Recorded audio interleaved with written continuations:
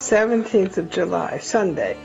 Our stay in Corinth was hot, but like Noel Coward's mad dogs, we stayed out in the noonday sun, seeing the ancient temple of Apollo, the Roman baths with mosaic pavements, frescoes of fish, blue and white marble floors, the shops, one still arcaded, and the Bema, B-E-M-A, where Roman governors addressed the multitude, and where St. Paul defended his religion against the Roman governor Gallio.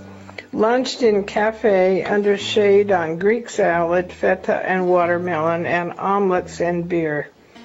Then we drove to Loutraki and Athens. Hotel Erytria near Olympia Square is our home, a modern new hotel.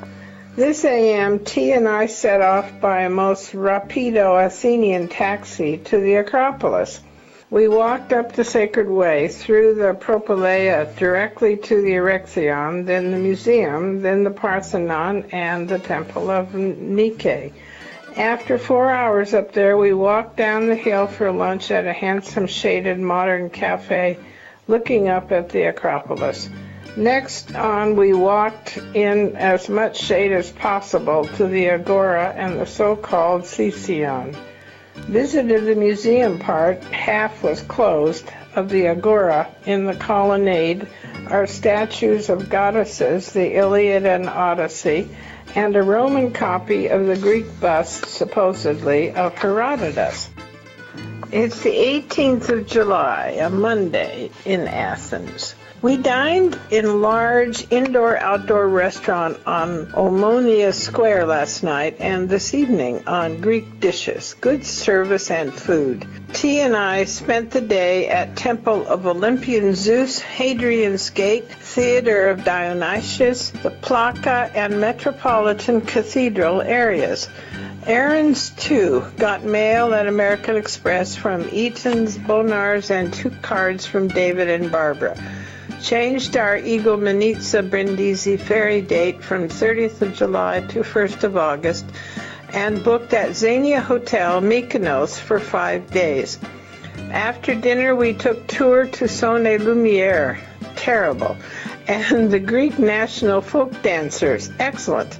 With local costumes and musical instruments, double reed instruments including bagpipe of goat or sheepskin, drum, buski, guitars, violins, string instrument like one we saw in Egypt. 19th of July, Tuesday afternoon, 5:50 p.m., aboard the Kolokotronis on our way to Mykonos with stop at Tinos. In second class, a large cabin full of Greek families and a bar. On deck are the cheapest rate travelers and first class below deck in private cabins. Hot and humid, everyone talking and arguing at once, fanning themselves, their sleeping children and grandmamas, and unpacking food parcels of bread, cheese, fish, tomatoes, and drinking water.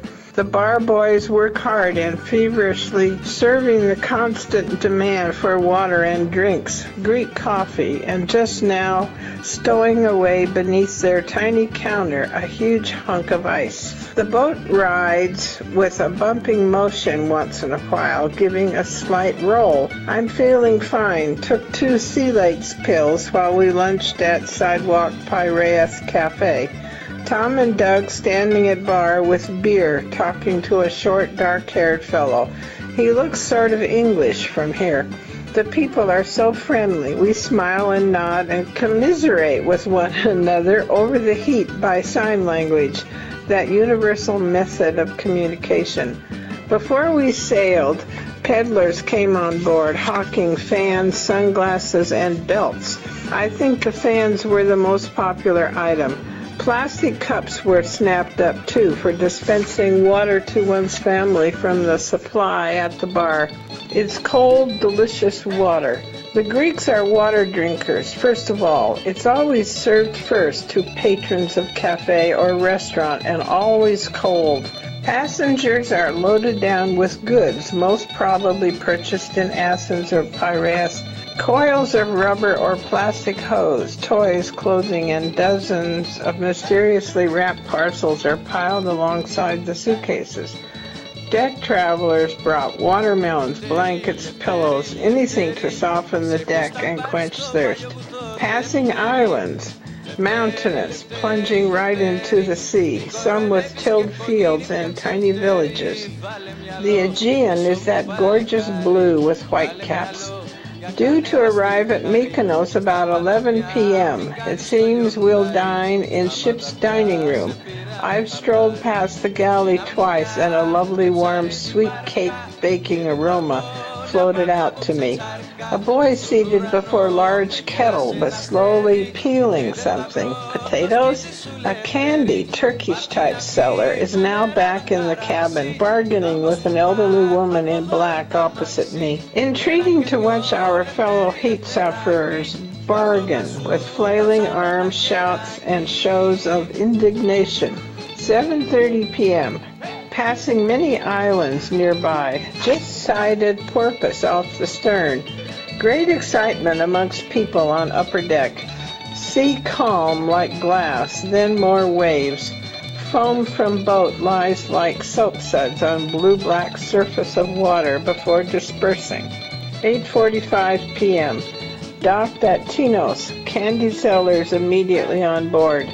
Such noise and commotion as departing passengers struggle with their baggage and push towards the exit. By the way, our boat tickets cost about $3 each for the voyage. 21st of July on Thursday. We arrived in Mykonos around 10 p.m. Town dwellers all came down to meet the ship. Hotel Xenia is on a bay on west of town. Yesterday we explored this all-whitewashed town. It has narrow alleys for single-file passage only, and others wide enough for donkeys carrying packs and/or motor scooter trucks. Balconies and shutters are painted blue, green, brown, and the tops of many of the nearly 400 churches are red. Blinding is the only adjective adequately describing this whiteness, especially today with no wind and the hot sun blazing down on us. Looked at the hand-woven items in many shops. Had lunch at excellent place. Evening we strolled through town again and had coffee at one of the open-air cafes. Today took morning trip to Delos. Hot. Quite extensive ruins.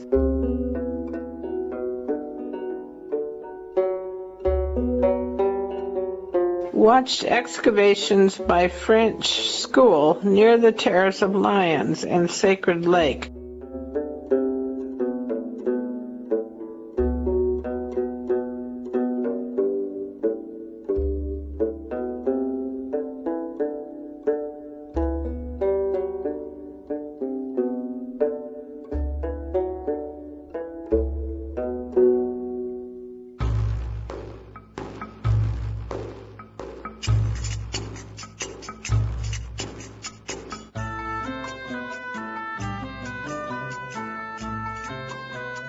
Cooled our feet in the sea before returning to Mykonos by 2:30. Smooth crossing both ways. The cruise ship Stella Solaris docked at Delos while we were there and beat us back to Mykonos. T and Doug went for a swim, and T roamed the narrow, charming alleys of Mykonos this a.m. in search of photo possibilities. I just rested and drank large lemonade on hotel terrace.